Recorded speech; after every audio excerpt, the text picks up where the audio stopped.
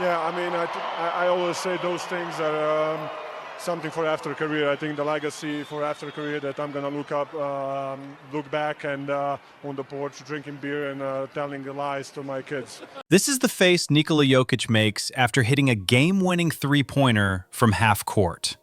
The same expression most people have when they're waiting for their coffee order. And that might be the most terrifying thing about what he's doing to the NBA right now. The Denver Nuggets are sitting near the top of the Western Conference, and their 7-foot center is casually averaging a triple-double like it's a part-time job he forgot to clock out of. But here's what nobody saw coming. Jokic isn't just putting up numbers anymore. He's rewriting the record books in ways that were supposed to be impossible for someone who moves like he just finished a large meal and decided to play basketball anyway. Right now, Nikola Jokic is 7 triple-doubles away from passing Oscar Robertson for second place on the all-time list. 7. And the season started less than 2 months ago.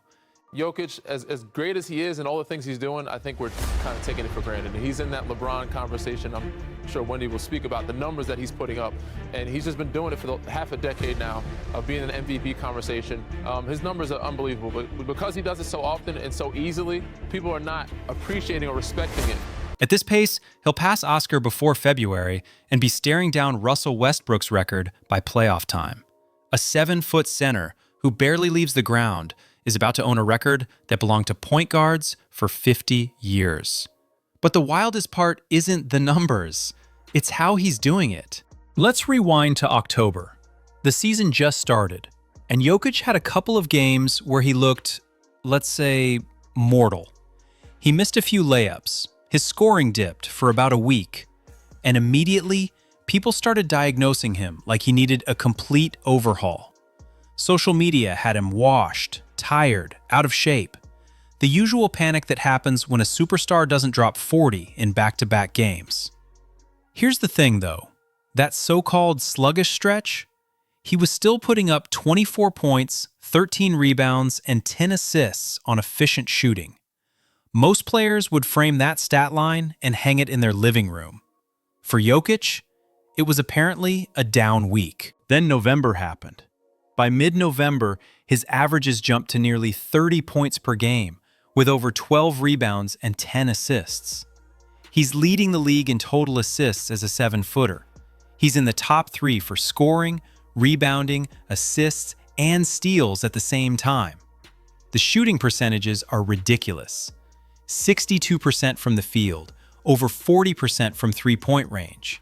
He had 10 triple-doubles in his first 14 games. No point guard in NBA history has ever done that, let alone a center who plays at a pace that suggests he's conserving energy for a chess tournament later. And then came the Clippers game, November 12th, second night of a back-to-back.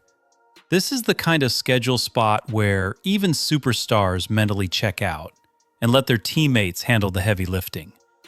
The Clippers were expected to make this competitive. They had James Harden. They had depth.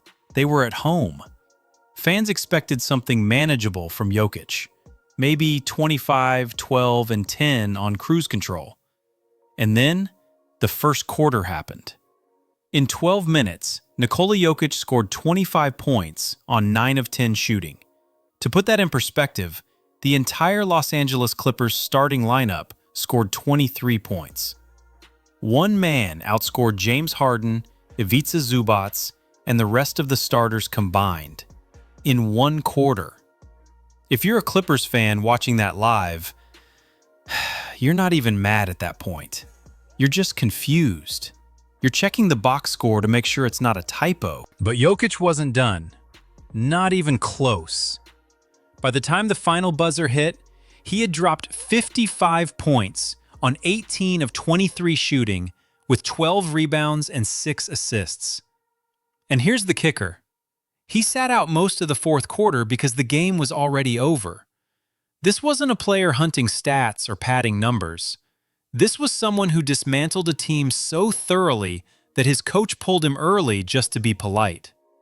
After the game, Dirk Nowitzki, an actual NBA legend, couldn't hold back anymore.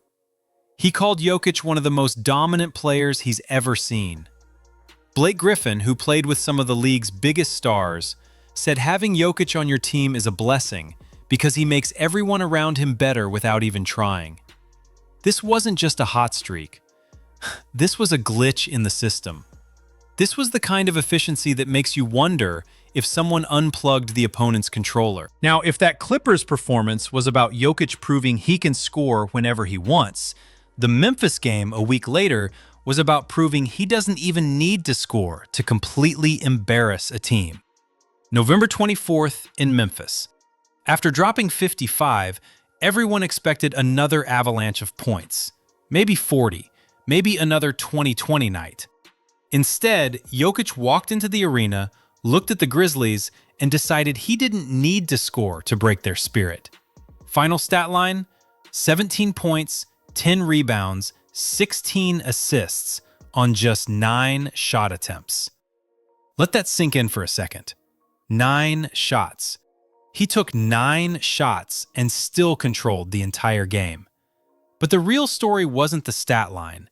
It was 2 specific passes that had the Grizzlies bench looking at each other like they just witnessed a magic trick. The first one was a behind-the-back wraparound pass to Peyton Watson with 7 seconds left on the shot clock.